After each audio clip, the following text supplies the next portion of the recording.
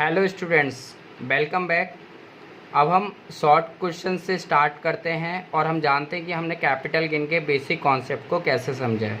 जो लोग इसको पहली बार देख रहे हैं वो एक बार बेसिक कॉन्सेप्ट की वीडियो देख लें, 14 मिनट्स की है, जिससे कि आपको ये क्वेश्चन समझ में आ जाएगा। Short answer numerical question Swati प्रकाशन का कर रहे हैं, आप बीकॉम 4 सेमेस्टर। पेज नंबर आप अपनी बुक का 404 निकाल लें और वैसे हम स्क्रीन पर भी शो करेंगे क्वेश्चंस को, ठीक है। अब आपके जो क्वेश्चन है वो आपके क्वेश्चन में ये बोल रहा है कि उसमें हमें ये बताना है कि कौन सा कैपिटल एसेट है और कौन सा कैपिटल एसेट नहीं है, यानी कि पूंजी संपत्ति कौन सी है, कौन सी पूंजी संपत्ति नहीं है, और साथ साथ उसका कारण भी बताना है कि किस तरह से वो है और किस तरह से वो नहीं है।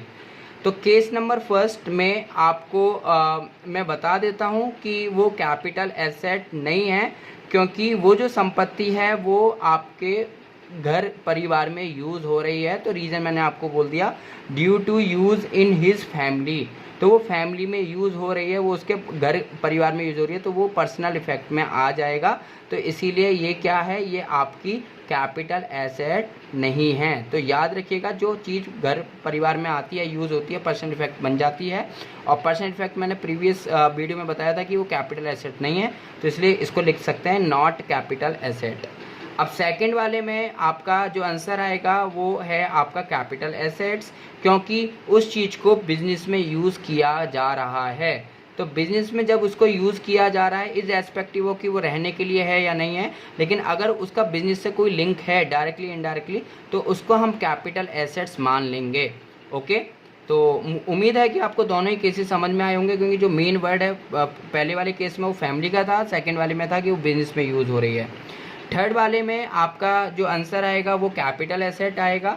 फिर से क्योंकि उसमें जो है आपका नगर पालिका, जहाँ पर नगर पालिका का कंट्रोल होता है, तो वो जगह आपकी शहरीकरण में जाती है, ग्रामीण जगह में नहीं जाती है। तो इस बात का उसमें आपका क्वेश्चन कह रहा है कि 8 किलोमीटर के दायरे के अंदर है, लेकिन उस किलोमीटर का दायरा ना देख के आप उसमें अंडरलाइन कर लें कि वो नगर पालिका के अंदर आ रही है जगह, क्योंकि उसमें लिखा हुआ नगर पालिका, तो आप उसको अंडरलाइन कर लें, जिसके तहत उसको कैपिटल एसेट मान लिया गया है। ठीक है। फोर्थ केस में आ रहा है आपका कि वो कैपिटल गेन, ये गलत लिख दिया है, ये आपका नो कैपिटल एसेट आ जाएगा।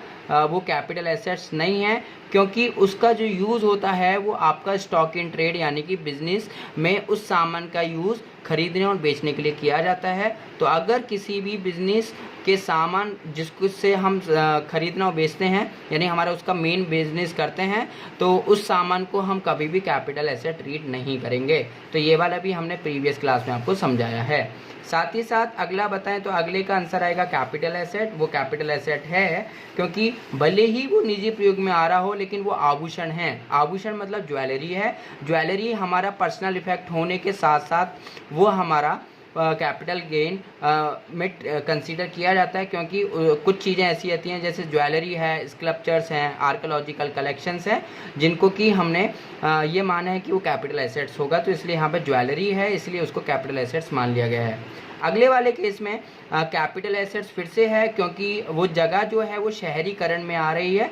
तो यानी कि केस आपका कह सकते हैं, तो वो आपका केस नंबर थर्ड की तरह है। जैसे थर्ड में मैंने बोला म्युनिसिपल कॉरपोरेशन, वो शहरीकरण में आते हैं, इस तरीके से इस क्वेश्चन में तो बोल ही रहा है कि वो शहरी ज़मीन है, शहरी कृषि है, कृषि ज़मीन है, तो इसलिए हम उसको कैपिटल एसेट्स मान रहे हैं। अगर ये ग्रामीण होती तो वो कैपिटल एसेट्स नहीं होती। ओके, अब आपका अगला आंसर आएगा कैपिटल एसेट्स है, क्योंकि वो रेजिडेंशियल स्टेटस, रेजिडेंशियल आपका प्रॉपर्टी है, रेजिडेंशियल प्रॉपर्टी है, यानी कि घर के लिए यूज़ होने वाली जगह है। तो घर के लिए, अब मैंने बोला था आपको कि भवन या फिर कोई भी ज़मीन हो, अगर वो घर के लिए भी हो रही हो यूज़, लेकिन उसको हम कैपिटल एसेट्स मान लेंगे। तो इस बात का विशेष ध्यान रखना कि आप हाउस प्रॉपर्टी के साथ आप इसको देख रहे होंगे कि हाउस प्रॉपर्टी की तरह लग रहा है, लेकिन आप माने कि इस चीज़ को हम कैपिटल एसेट्स ही ट्रीट करेंगे।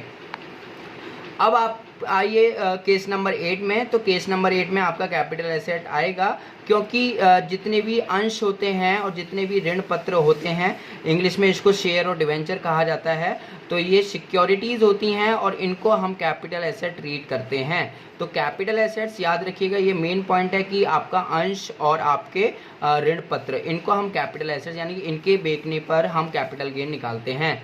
साथ ही साथ अगला वाला केस में आपका आंसर आएगा कैपिटल एसेट। क्यों? क्योंकि ये आपका आर्कोलॉजिकल कलेक्शन है, यानी कि जैसे आपका ज्वेलरी है, आर्कोलॉजिकल कलेक्शन है, फिर देखो अगले वाले में पेंटिंग है, फिर उसके बाद अगले वाले में एनी वर्क ऑफ आर्ट है। तो ये आपके 4 ऐसे दिए गए हैं जो पर्सनल इफेक्ट के अंतर्गत आते हैं, लेकिन इनको हमें कैपिटल एसेट्स ट्रीट करना है। तो इसी तरीके से आपका क्वेश्चन नंबर फर्स्ट का 9 वाले पॉइंट पे हमारा कैपिटल एसेट्स आ गया, 10 वाले में कैपिटल एसेट्स और 11 वाले में, क्योंकि ये हमारे पर्सनल इफेक्ट होने के बावजूद भी इनको कैपिटल एसेट्स माना जाता है। Thank you so much. उम्मीद है कि आपको समझ में आ गया होगा कि किस चीज़ को हम कैपिटल एसेट्स मानेंगे और किसको नहीं मानेंगे। अगली क्लास आपके लिए बहुत ज़्यादा इंपॉर्टेंट है, क्योंकि उसमें हम ये सीखेंगे कि जो हमारी जो कैपिटल एसेट्स है, हमारी लॉन्ग टर्म और शॉर्ट टर्म कैसे होती है, तो वो हम समझेंगे। तो अगली क्लास में प्लीज़ आइएगा और समझिएगा कि लॉन्ग टर्म और शॉर्ट टर्म में क्या फ़र्क होता है।